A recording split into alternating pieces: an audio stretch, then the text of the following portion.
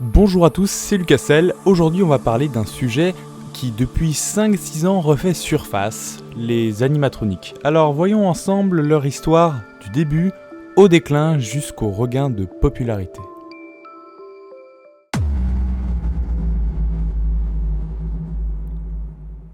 L'ancêtre des animatroniques, c'est l'automate. Les premiers automates dateraient de l'Égypte antique, même si ceux-ci n'étaient pas automatisés. Des humains se cachaient derrière pour faire bouger des statues divines, comme ici où il était possible de faire bouger la bouche d'Anubis. Ces automates renforçaient encore plus la croyance des divinités égyptiennes. La première imagination d'automates non manuels viendrait de l'Antiquité, dans la mythologie grecque. Héphaïstos, le dieu du feu, de la forge, du métal, de la construction, etc., créait des automates dans son atelier. Il a par exemple créé un homme géant en bronze artificiel. Dédale a ensuite utilisé du mercure pour leur donner la voix. Et un autre exemple, c'est le roi Alkinos, qui utilisait des chiens de garde en or et en argent. Tout ça, bien sûr, c'est de la mythologie, mais on imaginait déjà des reproductions humaines artificielles en -800. Pour revenir sur des informations factuelles, en -380 en Grèce, Archytas de Tarente a créé un pigeon qui pouvait bouger et voler, grâce à des compressions d'air. En -300, Ctésibios fabriquait déjà des automates à eau, par exemple pour faire bouger et siffler un hibou, créant les premiers coucous de l'histoire. Grâce à ces avancées dans la matière, ils ont pu créer les premiers oiseaux chantants, et d'ailleurs, Philon de Byzance a décidé d'organiser un théâtre d'automates remplaçant des acteurs avec des oiseaux. L'ancêtre des restaurants qu'on verra plus tard. Au fil de l'histoire, les recherches continuèrent, surtout au Moyen-Orient, et les automates mécaniques ont commencé à se développer petit à petit grâce à l'horlogerie. En 1475, un chameau artificiel a même été créé, et ensuite Léonard de Vinci a aussi créé un chevalier mécanique qui pouvait bouger les bras et la tête, s'asseoir et faire du bruit grâce à des percussions à l'intérieur de son armure. Ou un autre exemple en 1560 avec un moine de 40 cm de haut qui pouvait se déplacer, frapper sa poitrine, rouler des yeux, etc. Au Japon, des spectacles d'automates étaient organisés dès 1662 avec des sortes de marionnettes mécaniques qui se donnaient en spectacle. En France, dans les années 1700, l'engouement explosa après l'invention d'un automate pouvant jouer 12 chansons à la flûte, ou le canard mécanique qui était un canard avec un système digestif artificiel qui donnait l'impression qu'il était vivant. De faux automates étaient même créés à cause de tout cet engouement, comme le Turc, qui était un automate jouant aux échecs, mais qui était finalement contrôlé par une personne réelle. Au cours des années 1900, les automates se sont de plus en plus développés et sont désormais électroniques grâce à l'électricité et l'informatique. Ils sont devenus des automates à animation électronique, ou plus connus sous le nom d'animatroniques.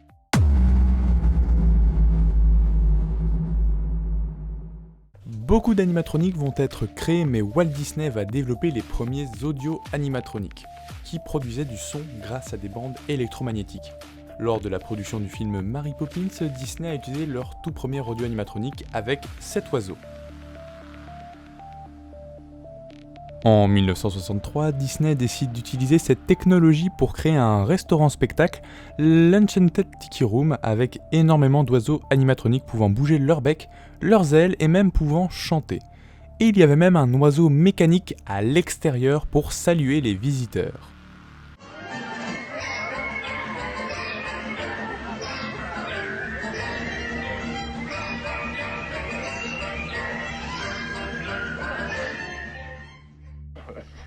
Now, this is one of the characters from the Tiki Room. Now, this is Fletcher Markle of CBC. I'm sorry, I didn't catch the name.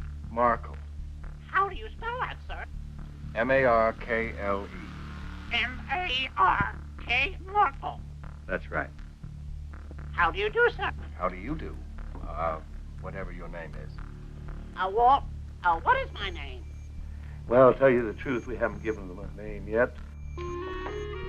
They say a bird in the hand is worth two in the bush, but this little fellow here is worth a fortune, because we poured a fortune into creating him. Now, the first problem was to make a move. Come on, presto, move. That's it. Come on, show off. Rear back and show out your chest there. That's it. Look proud. Cost a heck of a lot of money, so you should live up to it. Well, actually, it wasn't as simple as that. Just as we had to learn to make our animated cartoons talk, we had to find a way to make these characters talk too. Now, to accomplish this, we created a new type of animation. So new that we had to invent a new name for it. Audio animatronics? Right, audio animatronics. Audio for sound. See, and electronically animated by sound. En 1964, Disney utilise un animatronique humain ressemblant à Abraham Lincoln et plus tard va créer Pirates des Caraïbes en 1966 avec nos pirates animatroniques. Cependant, il y avait des limites à cette nouvelle technologie, comme par exemple Lincoln qui n'arrivait pas à pointer du doigt ou saisir quelque chose. Ils vont ensuite développer de plus en plus ces technologies, des animatroniques passant du pneumatique à l'hydraulique. Ils permettent désormais plus de vitesse et de souplesse. En 1970, avec l'arrivée des ordinateurs, les données des bandes électromagnétiques sont remplacées par des disquettes. La programmation a été énormément améliorée, même s'il reste encore longue avec 8 heures de travail pour 1 seconde d'animation. Il permet maintenant d'enregistrer beaucoup plus de mouvements plutôt qu'une séquence fixe seule. Les expressions faciales seront développées et les animatroniques vont se populariser, menant aux technologies actuelles qu'on connaît. La popularisation et le développement des animatroniques dans les années 70 va permettre d'en créer dans beaucoup de parcs sur Terre et même dans l'eau. Leur affluence va même sortir des parcs pour atteindre d'autres parties du loisir, les restaurants, où 2 entreprises vont se battre pour le monopole des pizzerias spectacles avec animatronique.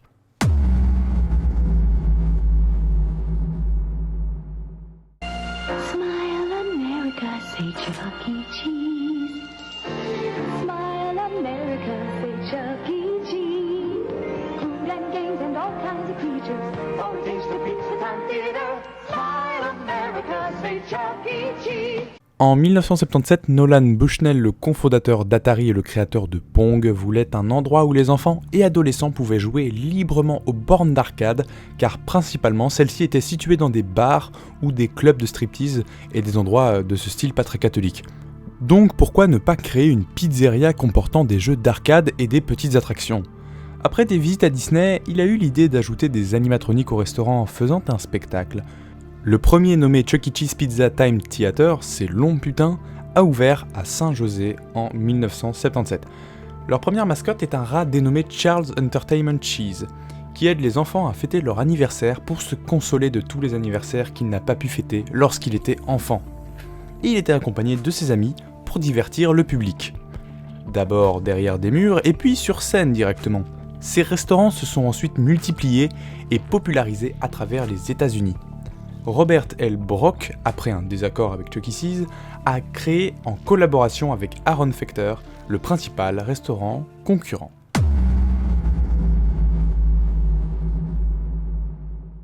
Robert L. Brock, un homme d'affaires possédant beaucoup d'hôtels, avait fait un accord avec Chuck E. Cheese et avait investi plusieurs millions de dollars pour ouvrir plus de 280 restaurants dans 16 États différents.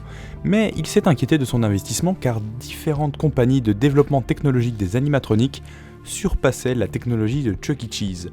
Alors, avant que le premier des 280 restos n'ouvre, il a décidé d'annuler l'accord et de créer sa propre chaîne de restaurants avec Aaron Fechter qu'il a rencontré à la convention foraine internationale avec sa nouvelle création, la bande Wolfpack 5 et plus tard Rockafire Explosion.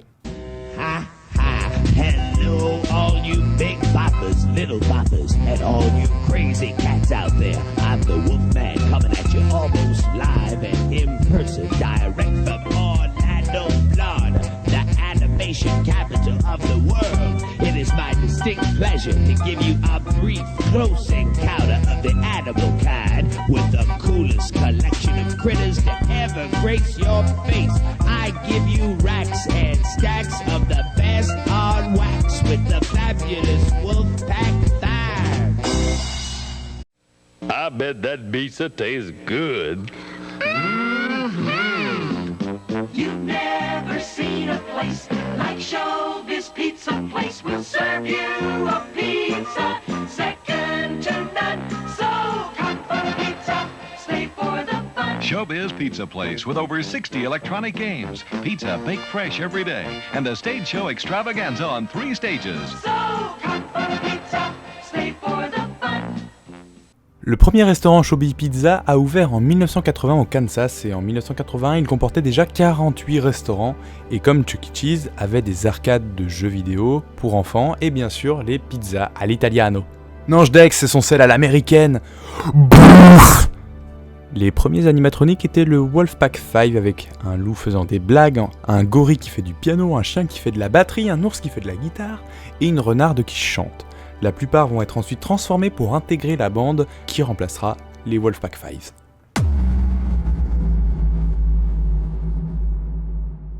A rock of fire explosion. Summer vacation is real as well.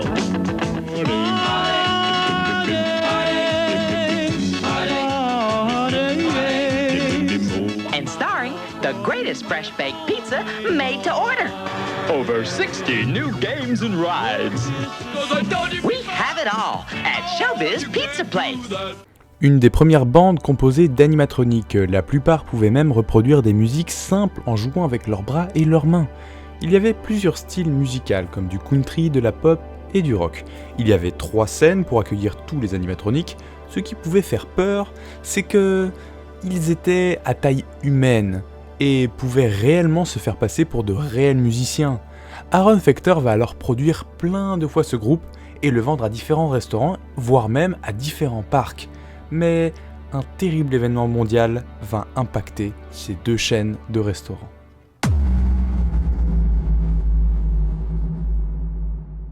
En 1983, l'industrie du jeu vidéo subit une crise et les jeux vidéo ne se vendent plus et sont même mal vus. Atari se fait détrôner et les restaurants Chuck E. Cheese et Showbiz Pizza perdent beaucoup d'argent. De plus, Bushnell, le dirigeant d'Atari, puise de l'argent de Chuck E. Cheese pour d'autres projets et les restaurants aussi étaient trop proches et perdaient en rentabilité. Tout ça a fait qu'ils ont fait banqueroute et Chuck E. Cheese a été racheté par leur concurrent en 1984. Showbiz Pizza a gagné. Les 2 chaînes vont continuer à exister séparément, mais Showbiz Pizza, après avoir demandé les droits totaux sur Rock-A-Fire Explosion à Aaron, celui-ci refusa et les contrats entre les 2 entreprises ont été rompus. Résultat, tous les restaurants Showbiz Pizza ont été renommés en Chuck E. Cheese et la bande Rock-A-Fire Explosion a été complètement démantelée et remplacée par les animatroniques de Chuck E. Cheese, voire carrément abandonnée dans certains cas.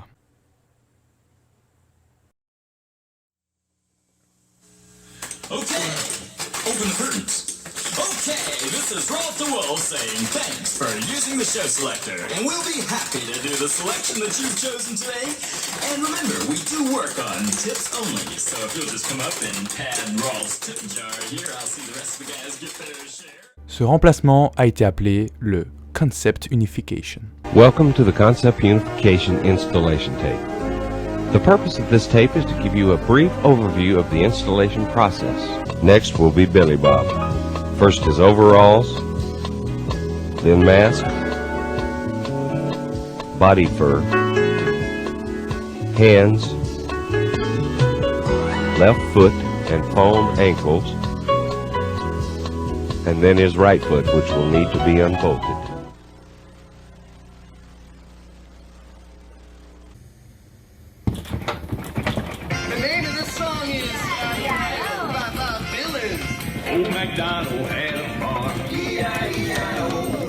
On les a démontés pour laisser seulement ces squelettes métalliques pour ensuite les rhabiller d'une autre peau.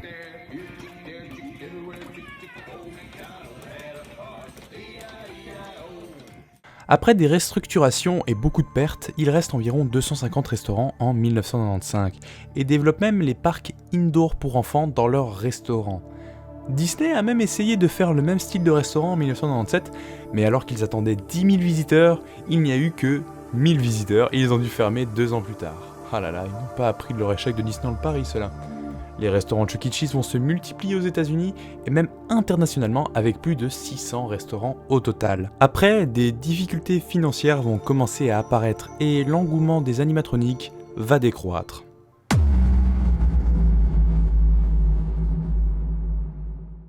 Ils ont essayé 3 fois de s'installer en Europe, mais ils ont à chaque fois échoué. Plusieurs restaurants vont même être retirés durant les années 2000 et 2010, car il y avait trop de pertes.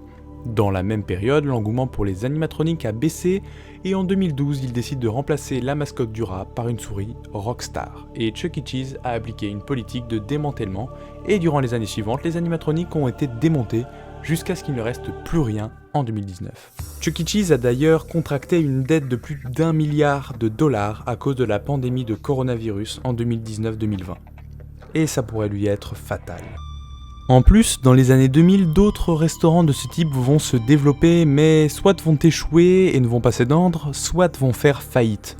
Un qui est encore actif en France à ce jour est le Rainforest Café à Disneyland Paris, mais c'est avec des animatroniques, animaux tropicaux, et ils ne ressemblent pas à des humains. L'engouement pour les animatroniques anthropomorphes baissait, et ceci allait disparaître dans l'oubli jusqu'au jour.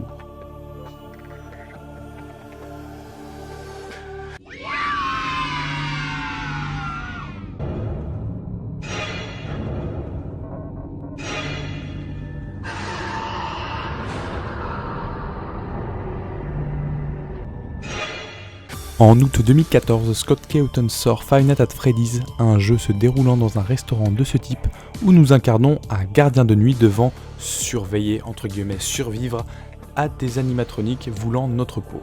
C'est un succès immédiat et plein de jeux de la série suivront. Un nouvel engouement se créera autour de ces animatroniques et de nouveaux seront présentés à des conventions, même si tout est plus tiré sur l'horreur que sur l'amusement. Chuck E. Cheese ne sera pourtant pas convaincu et préfère toujours ces hommes en costume plutôt que des nouveaux animatroniques. Quant à Aaron Fechter, il continue toujours de construire et de vendre des animatroniques, comme Café Explosion, mais grâce à l'engouement Five Nights at Freddy's, il a une nouvelle communauté de fans à qui il peut faire visiter son atelier pour ceux qui s'intéressent aux animatroniques.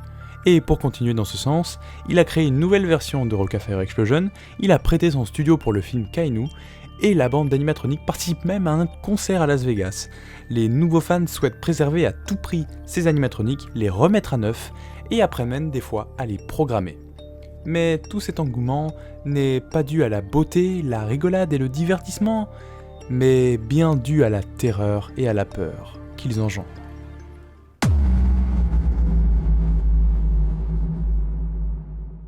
Une peur officielle existe, c'est l'automatonophobie, qui est la peur des automates ressemblant à un humain. On suppose que la cause est due car ils ressemblent à des humains mais ne se comportent pas comme eux. Cette peur a été accentuée par la série FNAF et c'est vrai que ça peut mettre mal à l'aise.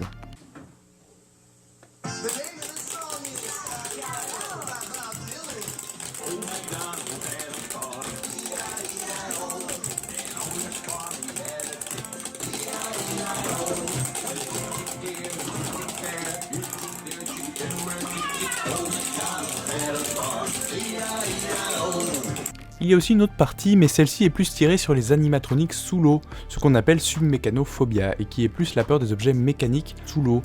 Une peur assez similaire à la thalassophobie.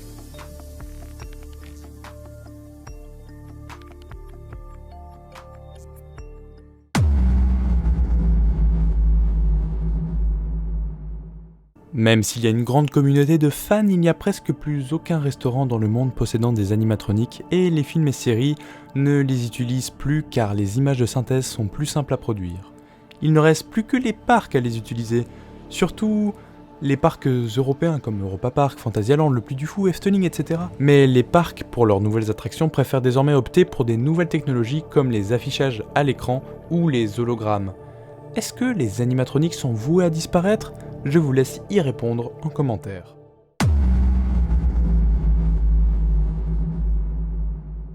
Débutant à partir d'automates pour devenir des audios animatroniques avec Disney, les restaurants spectacles et les animatroniques en général ont connu un âge d'or dans les années 70-80 avant de décliner petit à petit et perdre leur engouement. Même si Five Nights at Freddy's a quand même réussi à former une communauté solide autour de ce thème.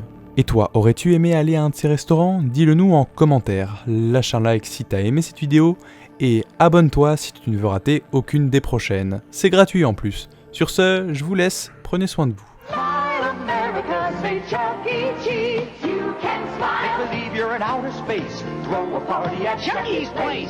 You can smile. Watch the game go wild. So much fun you can't have.